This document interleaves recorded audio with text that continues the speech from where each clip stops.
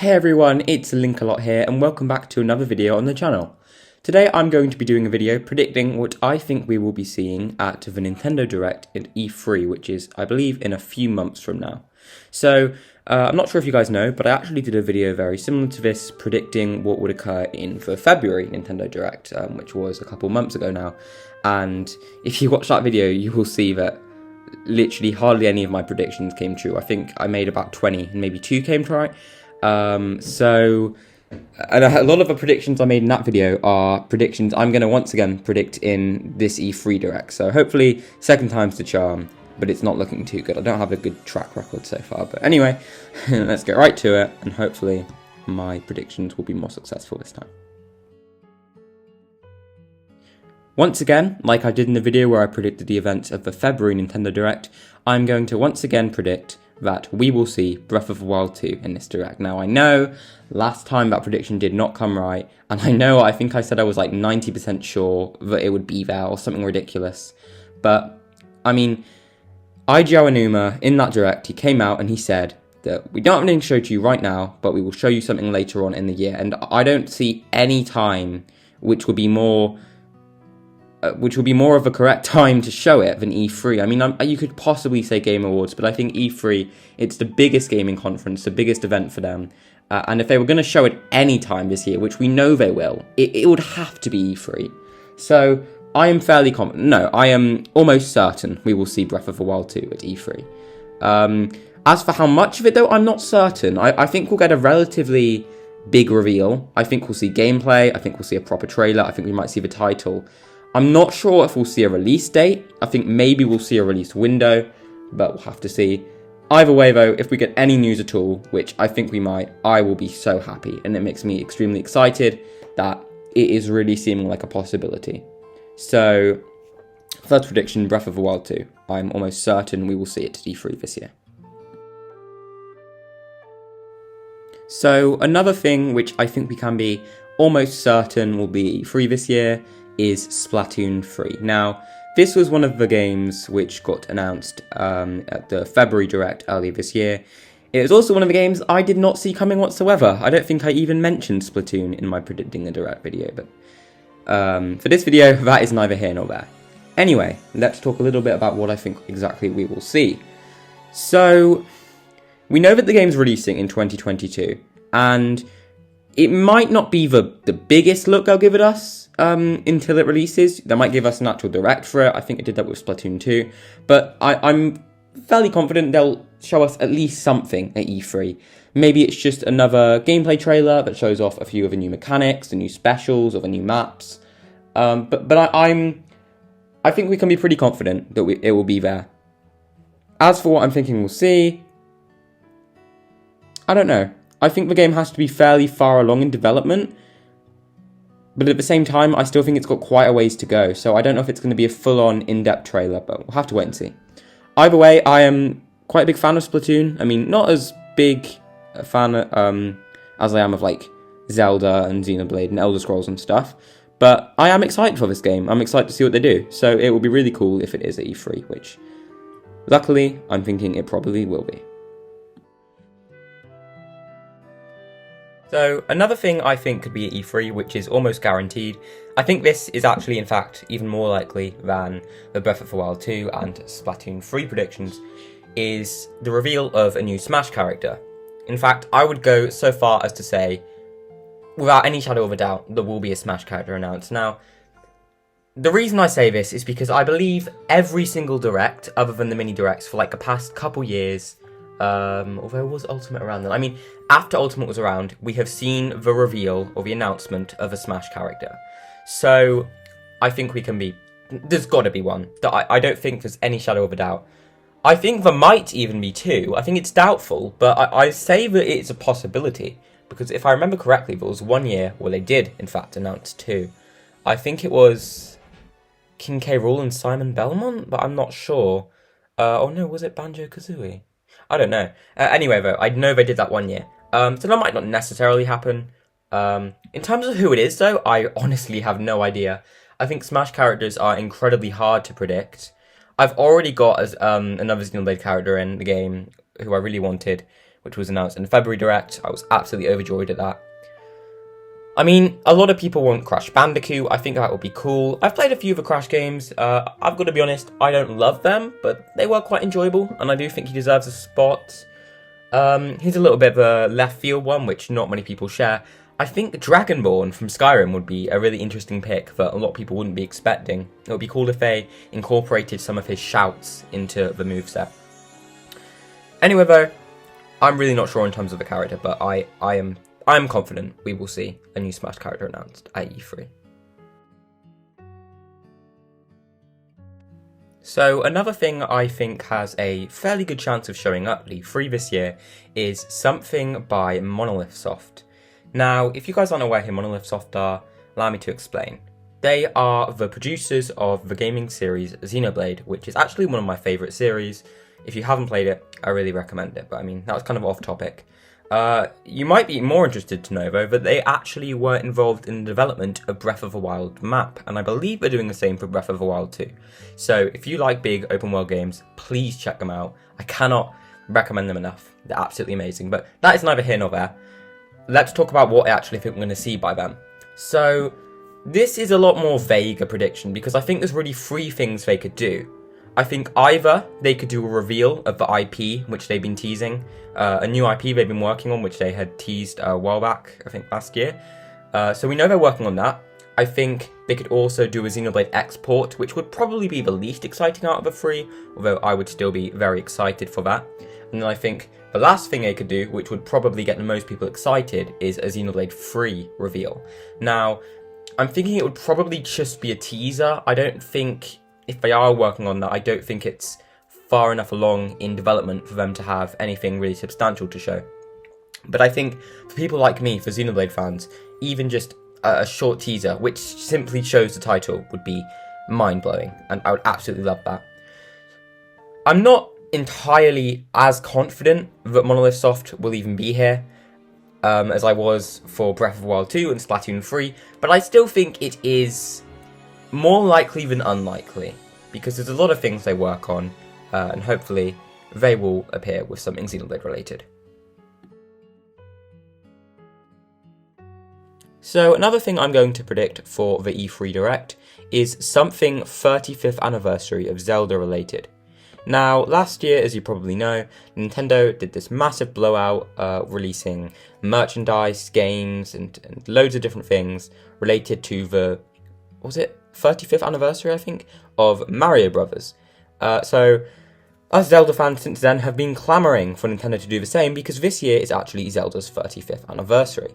Now, so far, they have actually been radio silent, which is really triggering when you know that they have catered so heavily to another franchise, but your franchise, your favourite franchise, they are just neglecting, it feels like. But I think what's more likely is that they are saving whatever it is they're going to release regarding the anniversary for E3. That's what I really hope so, anyway. In terms of what exactly will be there, which is Zelda 35th anniversary related, I think they might go the route of Mario All-Stars and do 3 or 4 packaged in-game collection, which, God, there's part of me that really wants them to and really doesn't want them to. And now it's not the video really to talk about that, but I have a lot of issues with that way of selling games. But if they did that in terms of what games it could include, I think it would be perfect if they did 4. If they did Ocarina of Time, Majora's Mask, Wind Waker, and Twilight Princess, and then Skyward Sword's its own separate thing. But I'm feeling like they're probably not going to do more than 3 in one game, because they didn't with Mario 3D All-Stars, unfortunately. I think they could also release them separately, but I really, God, that would be even worse, because I am honestly terrified they would try and sell each of them for 50 quid.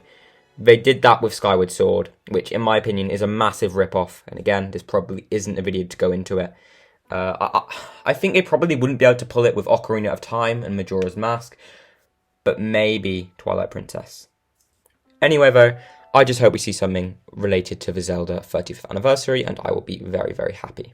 I think this is maybe a 60% probability of being at E3 this year. Alright, this next prediction is probably the safest and most easiest one to make, and that is a trailer for the new Animal Crossing update. yeah, not really much more to say than that.